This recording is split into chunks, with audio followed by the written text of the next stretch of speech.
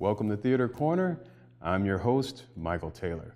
Theater Corner was created as an ongoing effort to create more diverse interest and involvement in the theater scene. So, silence your cell phones, folks. You're about to enter Theater Corner.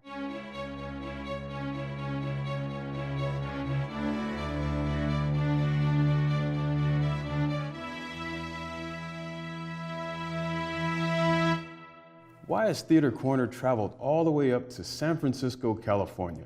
Well, I can describe that in one statement. The king's name is a tower of strength, and that king is Richard III. And our next guest is playing Richard III opening night here in San Francisco, L. Peter Callender. Welcome to Theater Corner, brother. Well said, well said. Thank you so much. It's a pleasure to be in your company. You are so welcome to be here, and this interview has actually been a long time coming. Yes. But this is quite an occasion for us to get together, because this is a special play. This is one of my favorites. It's one of mine too, man. Just so we can get it out there right away. So you're playing Richard III, the African-American Shakespeare Company, which you are the artistic director of. You're playing from July 14th to July 29th Right. at the Toby Atrium Theater here in downtown San Francisco. Yep. So you're coming behind Anthony Sher, Kevin Spacey, Laurence Olivier, Al Pacino, Denzel Washington, Alec Guinness, George C. Scott. I mean, this is a long list of Richard III's. How are you approaching this part? Well, I look at it this way. They're all coming before L. Peter Callender. I love it. No, man, look, in the theater, we say break a leg. Right? We say break a leg as a good luck thing. Break a leg, going on stage, or before you go on stage, break a leg. And there's a lot of scholarship about what that means, where it comes from. Break a leg as to take your bow, breaking your leg as you bow.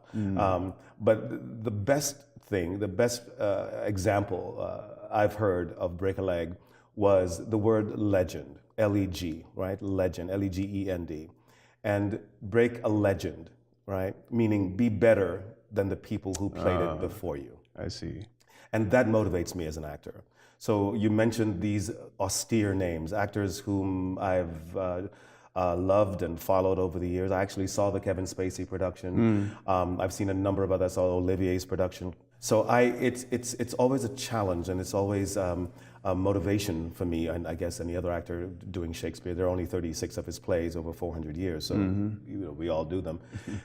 To bring something about me, to bring something different to the role. So I'm hoping from tonight, opening night, that audiences will say, wow, I've never heard that line delivered in that way before, or that gesture before, or this scene performed in that way before. So that's what we are hoping for in our production. Everyone's going to want to see how Richard III's deformity is going to be presented. I mean, Anthony Sher did with his sticks, and Ian McKellen, one-hand performance, Kevin Spacey with the brace on the leg, and I mean, it was cocked up and he was on his toe. How is Peter going to bring Richard's deformity? Really good question. It is all about that presentation, right? It's about how he thinks of himself. I remember seeing a production of Elephant Man years ago with David Bowie on Broadway. And the Elephant Man is this majorly deformed human being, big head, big arms, big, et cetera, et cetera.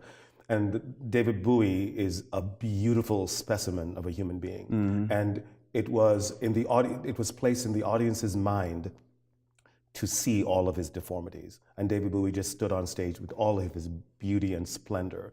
And it was the audience's imagination that took over to realize all of his deformities. Now, having said that, our Richard, he is deformed. There is a hunchback. My left arm, my left side of my body is atrophied. Okay. So my left leg doesn't bend. My left arm is basically unmoved. It doesn't do this. It's there. My fingers move. But I am performing basically with the right side of my body. I see. And my head. Which, I think after this closes, I'll probably need a good Epsom salts bath and a masseuse. But I played Richard before, 16 years ago. And when I played him that time, I looked at the way we see ourselves. other people may look at us and say, well, look at that, look at that, look at that. But when the way we see ourselves is beautiful, handsome, tall, debonair. And he saw himself as that until the play progressed. And the burdens of being king, the burdens of his faults, the burdens of his villainy weighed him down. So by the end of the play, he actually broke free from his seeing himself as this beautiful person and literally became more and more and more deformed and crooked by the end of the show. So by the time he says, a horse, my kingdom for a horse, he was literally crooked and bent and out of shape because all of his beauty was taken away from him. So there are different ways to do this. And I love and I appreciate every actor that tackles this role. It is a monster of a role to play. And anyone that takes this up, I want to go see, no matter what age. Because my son actually played Richard at one time when he was at University of Chicago, my son Brandon. I didn't see it, but I saw photos of it, you know.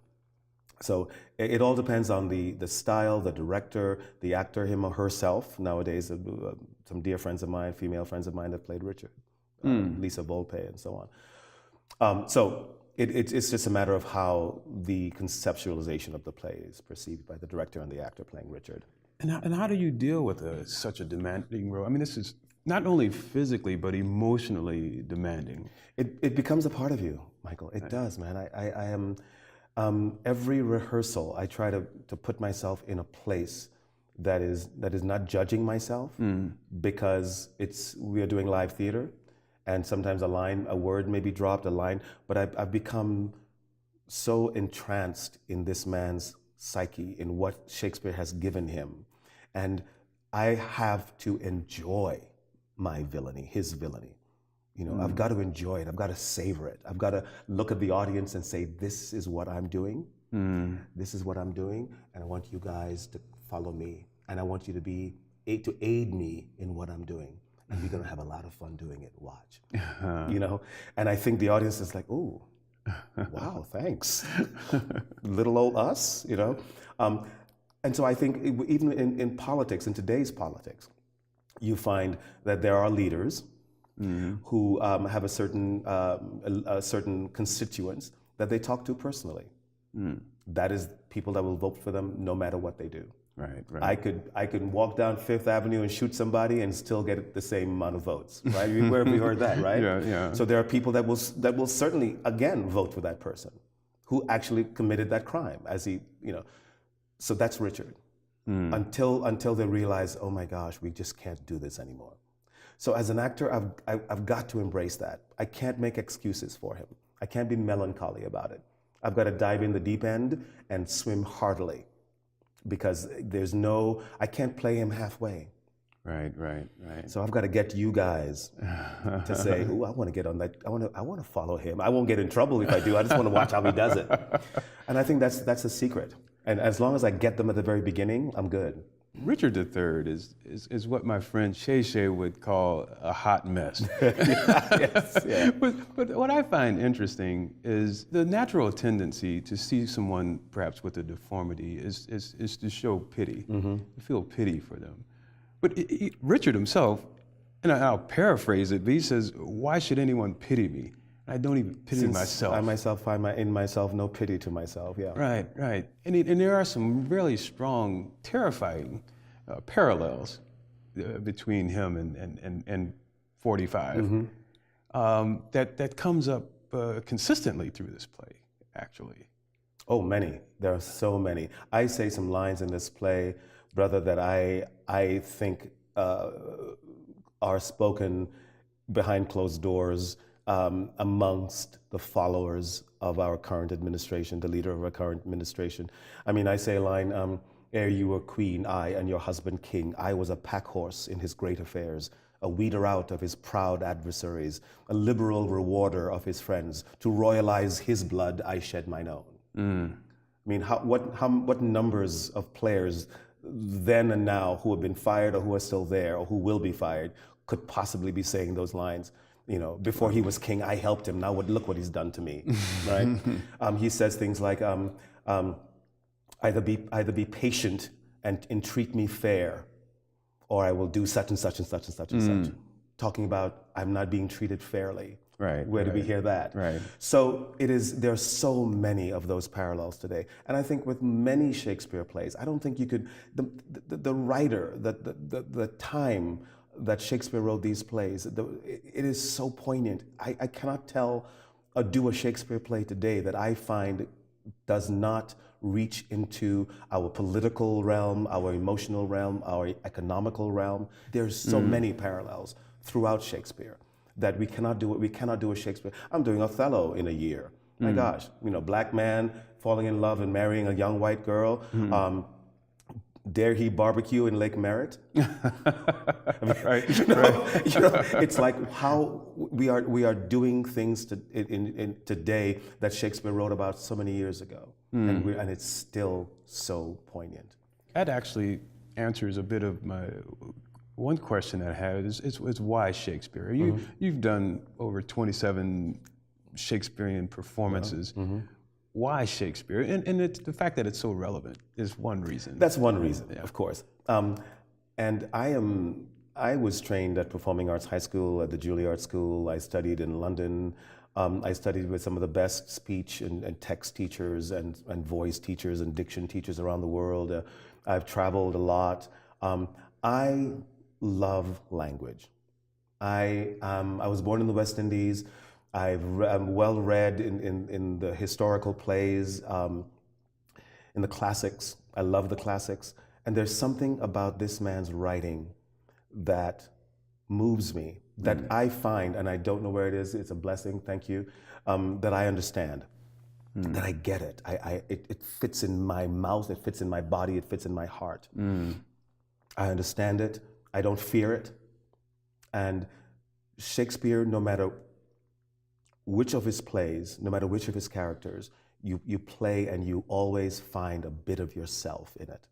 No matter what the character is, it could be from a porter in the Scottish play, or a king, or a maiden, or a duke, or a villain. You find that person inside of you. It is a phenomenal thing. It's unlike any other playwright. No matter what role you play in Shakespeare, you will find there's a bit of Michael. In any of the characters in Shakespeare's plays, there's a bit of all of us in there, and that's what I love about Shakespeare. This is the second longest Shakespeare play, but it's been said, but there's nobody in it but Richard. Right. I mean, you're being rather tasked for this performance. With it being as long as it is, I'm wondering how you abridged the play. Yeah, good question, Michael. Look, these plays written over 450 plus years ago, you cannot do a full, yes you can, I shouldn't say you cannot, you probably shouldn't, but there are theater companies that do, and I applaud that. It's difficult to do. If we were to do Shakespeare uncut, this play, it'll be over 4 hours long. There's just no way to bring this play out maybe under 4 hours, but we're looking at that amount of time. There's some archaic language, there's some character stuff that you just think, you know what, my audiences are not going to sit for 4 hours of Shakespeare. So you try to cut a little bit of the fat. And again, in my purview, I think there's very little fat in this play, but we had to cut a lot. So we brought it down just at about 2:20, 2.5 with an intermission, if we play it right and if our energy is full. And I think that's good. We've kept all the lean bits in it. We've kept a lot of the characters. We have a number of actors playing 2 or 3 roles in the play, because nowadays we cannot employ 27, 37 actors to do Shakespeare. Right. We just can't do it. Most theater companies can't do it. There are theater companies in California Shakespeare Company, of which I was a member for a number of years. I've seen a Romeo and Juliet done with 8 actors or with 7 actors. It's a task. It's a beautiful thing to do, but you have to do it well.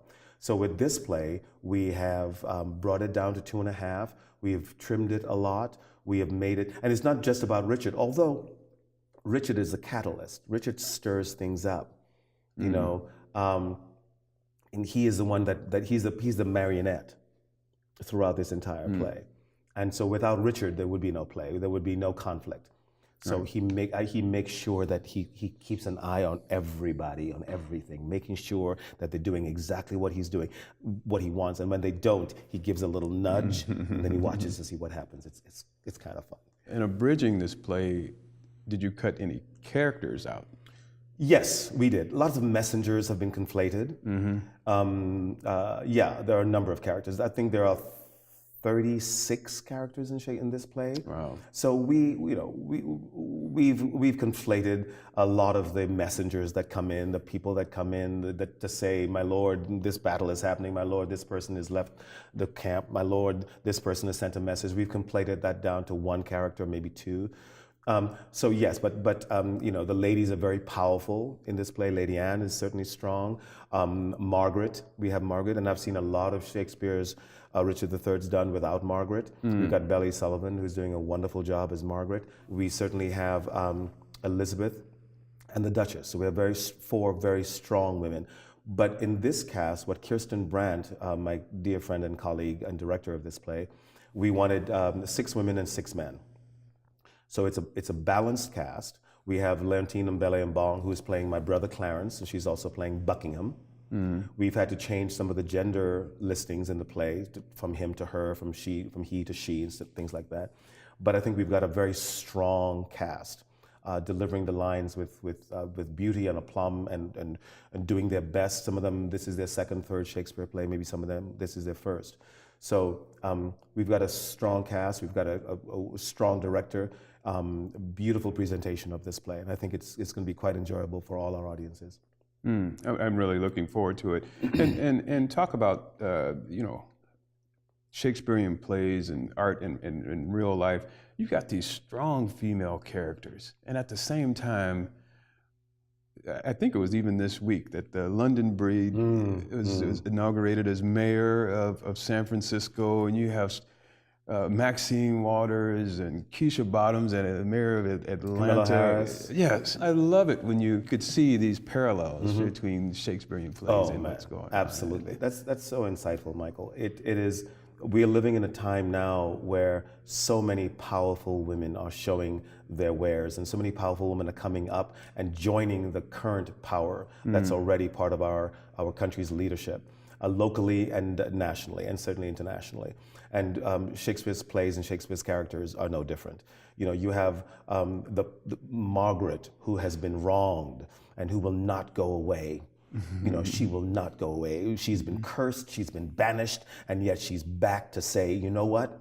You guys did me wrong, and I'm not going to let you forget it. Then you have, Buckingham, well, actually usually played by a man, but Buckingham, who is the kind of the fixer. Our current 45 has a few of those in his administration, right? Who helps him along, who says, no, that's not what he said. He said this. No, that's not what he meant. He meant this. And Lady Anne, who has been, whose husband and father was killed by a certain leading character. And she's bemoaning the fact that she has to survive without her men, her leadership. You have the Duchess, my mother, who is ashamed of me and of Richard, and has no qualms about broadcasting that everywhere.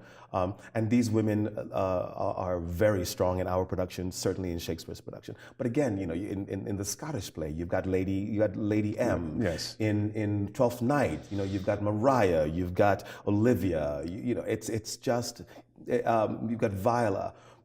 In Much Ado About Nothing, Beatrice. These absolutely strong, powerful women, and who take the stage.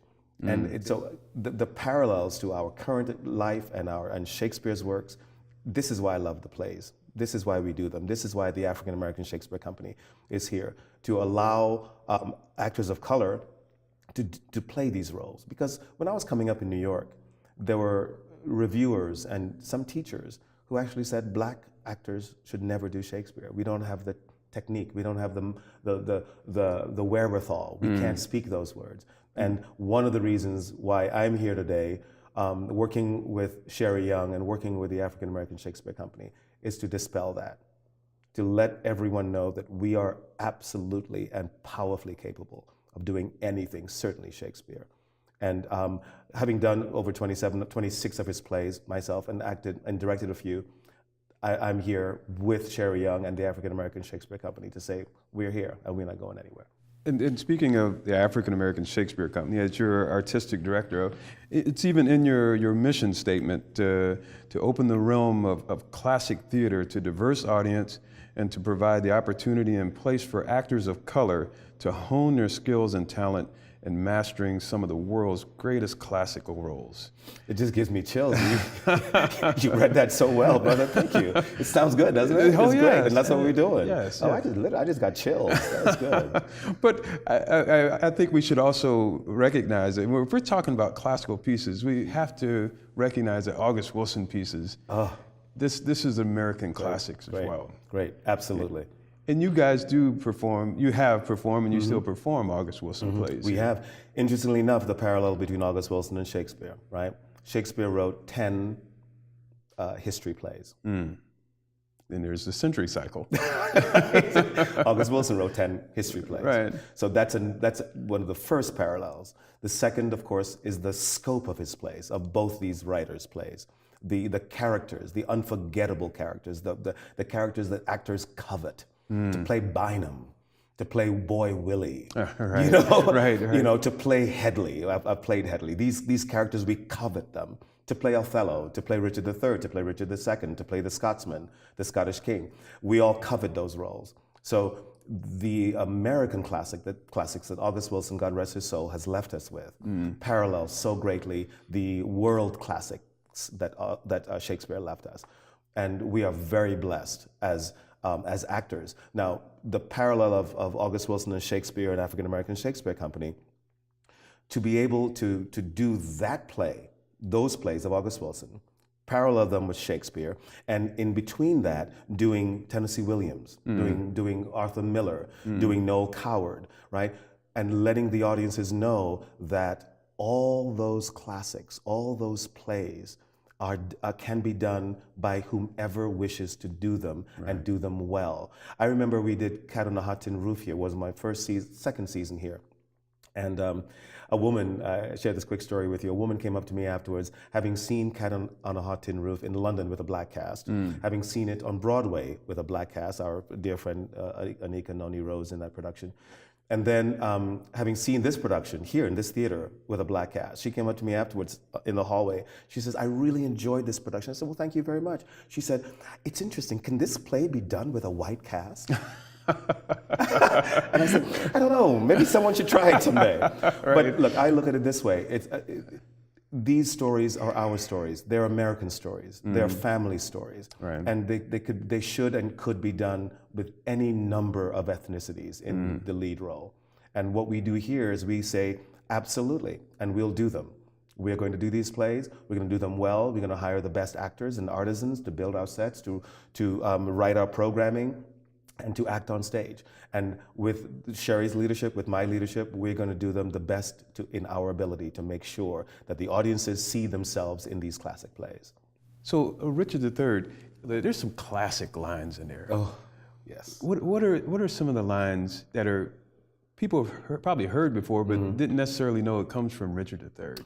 Wow. Okay. Well, the play begins with "Now is the winter of our discontent, made glorious summer by this son of York," which is the classic retelling of the War of the Roses in about 15 lines. Now are our brows bound with victorious wreaths, our bruised arms hung up for monuments, those things.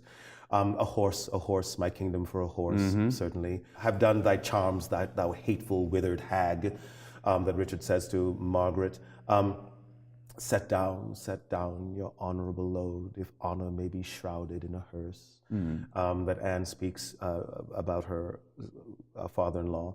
I do believe, however, there are not as many quotables in Richard, other than the ones I've mentioned, that may be in Hamlet, or the Scottish play, or Twelfth Night. I left no ring with her, what means this lady? And I don't want to quote the Scottish play in the theater, especially on opening night. That would not do me well. Right. But certainly the characters, more than the lines, I think the characters of Richard are the ones that people know best. The Margarets, the Annes, the Duchess, the Richard himself, the little boys, the princes who, unfortunately, spoiler alert, get killed in the play. So those are the ones that I can bring up to you right now. What does L. Peter Callender have coming up in the immediate Thank future? you so much. Well, after Richard, I'm hoping to get a massage, but then I'm going out to do a beautiful play called Between Riverside and Crazy. That's going to be done with my friends down at San Jose Stage, 50 miles south of here. And then a little bit of a break, and then I go out to Florida. This is my 4th season at American Stage. Stephanie Goulart is our artistic director down there, and she's invited me down for the 4th season in a row. This year I'll be directing Dominique Morisseau's Pipeline. Oh, wow. I was invited there 3.5, 4 years ago now to direct Jitney, then Joe Turner, then A Raisin in the Sun, and now Pipeline. I'm looking forward to that.